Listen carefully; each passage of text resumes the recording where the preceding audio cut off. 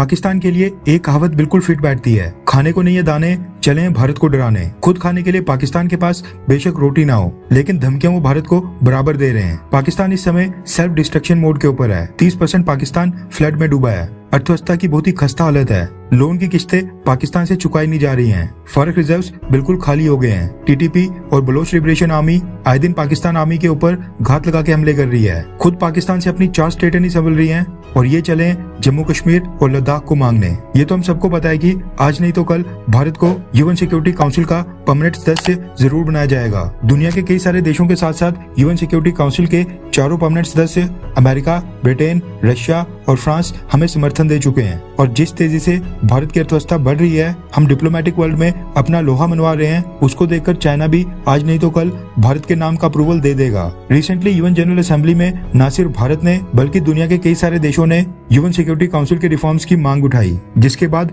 ये डिस्कशन और डिबेट शुरू हो गई है कि रिफॉर्म्स करने के बाद यूएन सिक्योरिटी काउंसिल में कौन कौन से देशों को जोड़ा जाएगा और वो कौन से रीजन के होंगे। भारत के नाम का समर्थन कई देशों ने किया, जिसके बाद अब पाकिस्तान की तरफ से इसके ऊपर रिएक्शन आ गया है। दरअसल पाकिस्तान के विदेश मंत्री बिलावल भुट्टो जरदारी इस समय अमेरिका के दौरे पर हैं। वहां पर उन्होंने भारत की यूएन सिक्योरिटी काउंसिल में परमानेंट सदस्यता को लेकर एक स्टेटमेंट दी है। रिपोर्ट्स के मुताबिक पाकिस्तान की अमेरिका के वाशिंगटन में जो एम्बेसी है, वहां पर प्रेस कॉन्फ्रेंस के दौरान पाकिस्तानी विदेश मंत्री बिलावल भुट्टो ने कहा है कि वो भारत को यूएन सिक्योरिटी काउंसिल का परमानेंट मेंबर बनाने के लिए समर्थन नहीं देते हैं और पाकिस्तान भारत को यूएन सिक्योरिटी काउंसिल का परमानेंट मेंबर बिल्कुल नहीं बनने देगा। बिलावल भुट्टो ने कहा कि हाँ, पाकिस्तान भारत के साथ मिलकर क्लाइमेट चेंज के ऊपर काम करने के लिए पूरी तरह से रेडी है।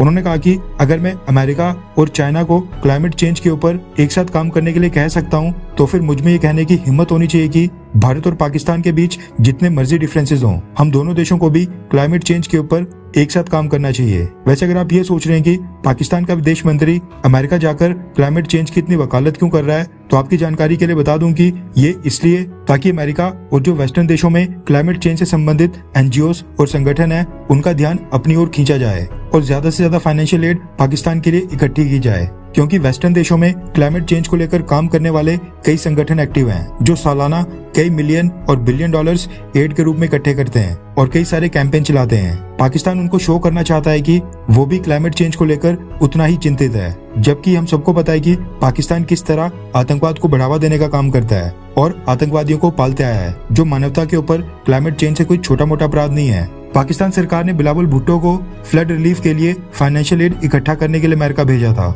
लेकिन आपको हंसी आएगी ये जानकर कि बिलावल भुट्टो की रिक्वेस्ट पर अमेरिका ने पाकिस्तान के लिए बस $10 मिलियन की फाइनेंशियल असिस्टेंस की घोषणा की है, जो भारतीय करेंसी में 80 करोड़ रुपए बनते हैं। 80 करोड़ रुपए की मदद पाकिस्तान की मदद करना नहीं, बल्कि एक तरह से बेइज्जती करना हुआ, क्योंकि पाकिस्तान के इस समय 3 करोड़ यानी 30 मिलियन लोग फ्लड से डायरेक्ट रूप से प्रभावित हैं। इस हिसाब से बिलावल भुट्टो तो फ्लड से अफेक्टेड एक पाकिस्तानी व्यक्ति के लिए $1 की मदद भी लेकर नहीं आ रहे हैं। दुनिया को पता है कि पाकिस्तान सरकार को जो भी फाइनेंशियल एड दी जाएगी वो फ्लड विक्टिम्स तक पहुंचनी भी नहीं है, इसलिए कोई भी देश पाकिस्तान की मदद करने के लिए सामने आ ही नहीं रहा है।